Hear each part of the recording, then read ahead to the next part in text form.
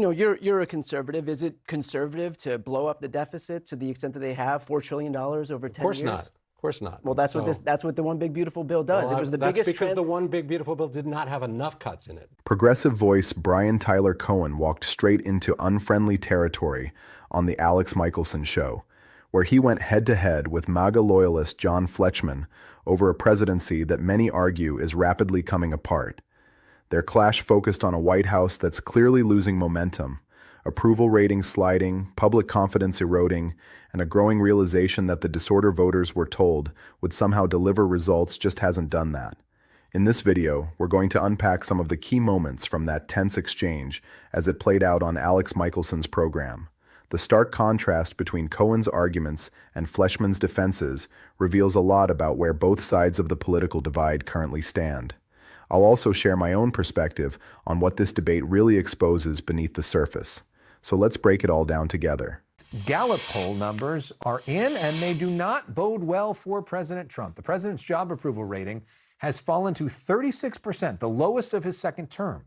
Meanwhile, his disapproval rating rose to 60%. For comparison, Trump's all-time low was 34% at the end of his first term, following the January 6th attack on the Capitol. Gallup's latest numbers are from a poll conducted during what became the longest federal government shutdown in U.S. history. Here to break that down for us and more is our political panel.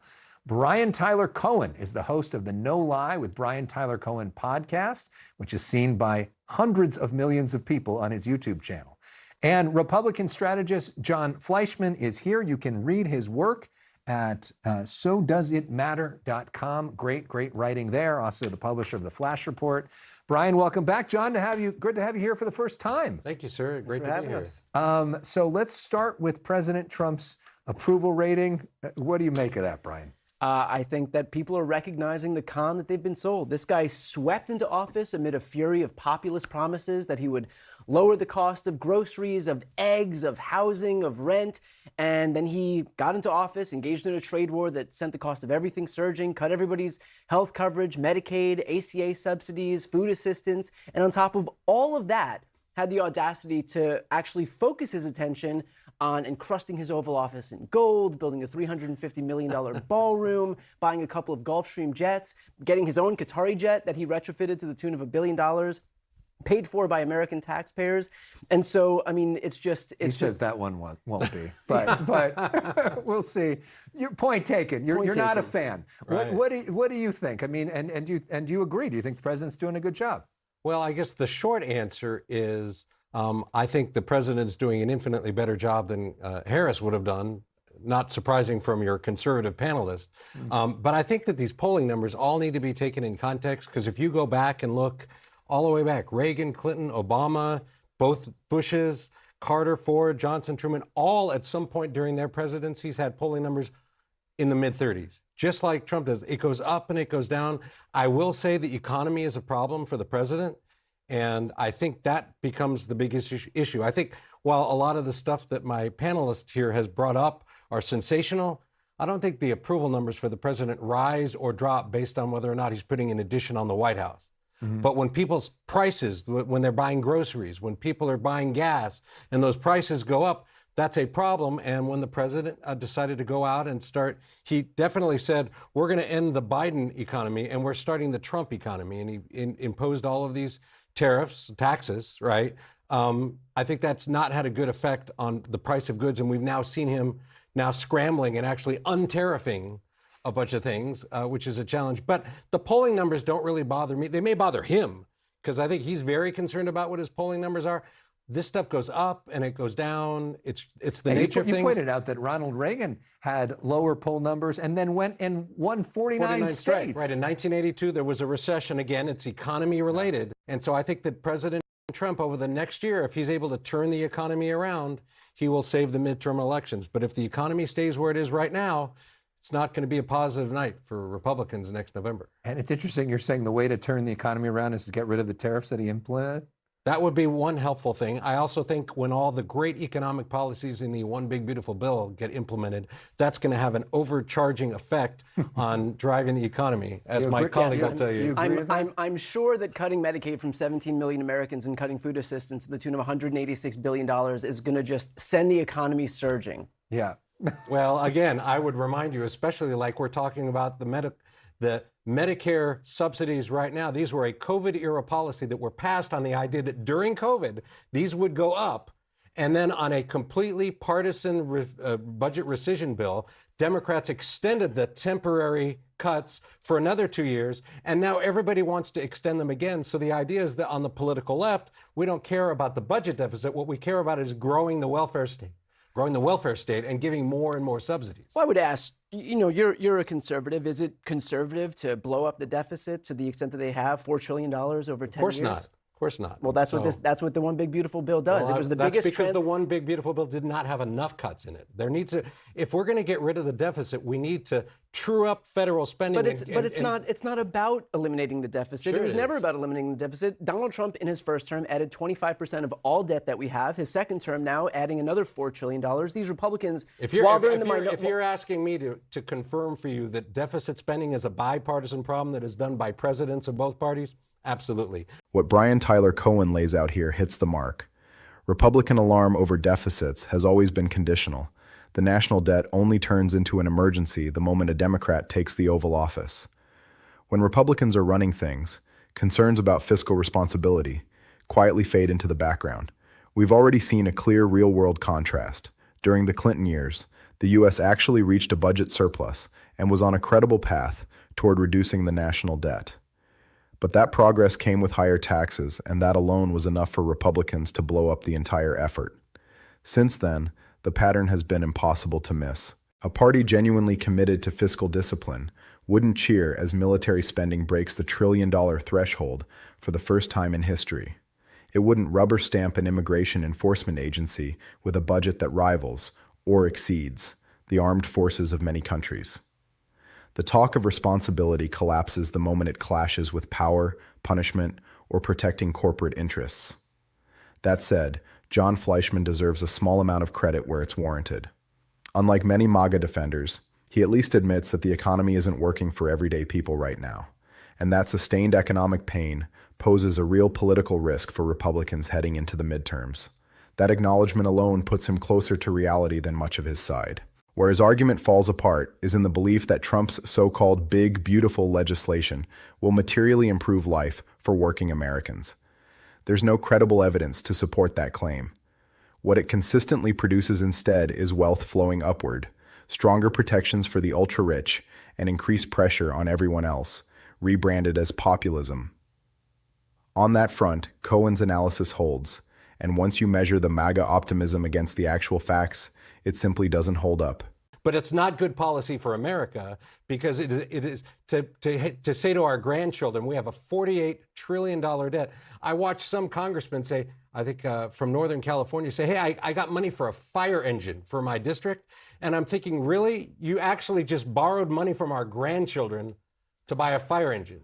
And so everything's turned around in Washington. Well, speaking of congresspeople from California, there's last time you were on, we were fighting about redistricting, right? And Proposition 50, which passed here in California, which is redrawing district lines to help Democrats and to hurt Republicans after Texas redrew their lines to help Republicans. Well, now Darrell Issa, who has long time been a congressman in California, according to Punchbowl News and the Texas Tribune, is at least thinking about the concept of moving from California to Texas to run there as a congressman, even though he's currently a congressman from California.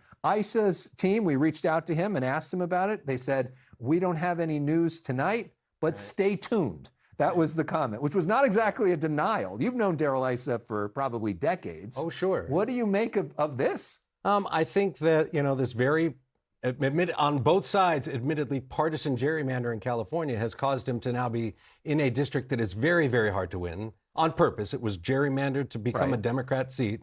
And I think he's looking at all of his options. But I think that right now, this is more like, trying to figure out what's going on. You've got Texas lines that are currently being litigated in federal court. You've got California lines that are being litigated in California court.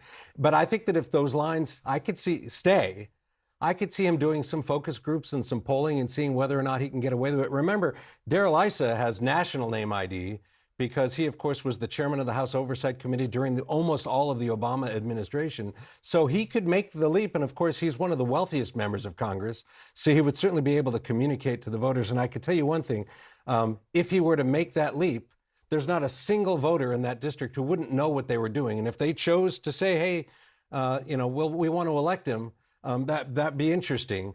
But I will say it's kind of interesting because somebody told me, don't you have to live in the state that you're in? And so I did a little bit of research. And what I found out is the Constitution says you have to live in the district at the moment you are elected.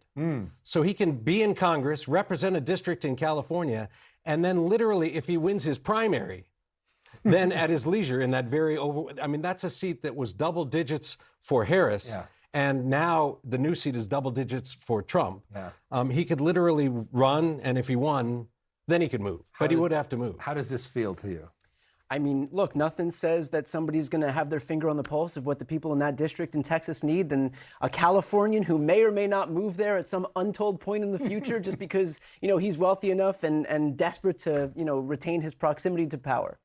And remember, who did this? Dr. Oz did this, didn't he? He was like a resident of New Jersey. He didn't win. Dr. Oz did There's it. no saying that Darrell Issa will win. Hillary Clinton did it. Bobby Kennedy did it. This is very popular. There certainly has happened in the past. Very popular. But Issa's a very shrewd political person. He will look at this, and who knows? He made a couple phone calls, is what I'm guessing, and that caused a little furor, and we'll just see what happens. One thing that you wrote about today, which was interesting, is this concept that the Trump DOJ in the Civil Rights Division is now opening up a Second Amendment avenue where they're defending. Can you tell us a little more, just briefly, what this is? Sure. So since, especially here in Donald Trump's term, the Department of Justice in the Civil Rights Division has gotten a lot more aggressive and active in Second Amendment defense cases, more so than they have before. In fact, they're currently litigating against the Sheriff's Department in Los Angeles, where we're filming right now,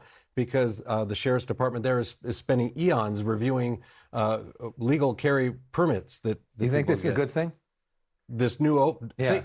Sure, because I think what's happening is it's almost like an administrative thing that you're getting credit for. They're doing so much of this work that they got to put it somewhere. So they're creating this kind of civil rights division inside of it. And what they're basically saying is we're expanding civil rights to not only be civil rights relative to groups, but also civil liberties and people's individual liberties. Good idea. I mean, let me just say, thank God somebody is looking out for the gun owners out there. As kids are getting killed in schools, as people don't know across this country whether they can go to the movies safely, bowling safely, concerts, church, temple, wherever it may be. At least you have the Trump administration out here making sure that the real victims are taken care of. I think the Trump administration is going after all of those victims, but the point being, we have a bunch of rights guaranteed in the Constitution, and the government's responsibility is to protect all of them, not just some of them. We have seen no action on behalf of the Trump administration at the hands of this gun violence that continues to plague this country. And the fact that they have the audacity then to go forward and say what we really need here is to open up an entirely new division to focus on the rights of gun owners, while there's been no legislation to protect kids in schools, no legislation to protect all of the. I mean, gun violence is the #1 killer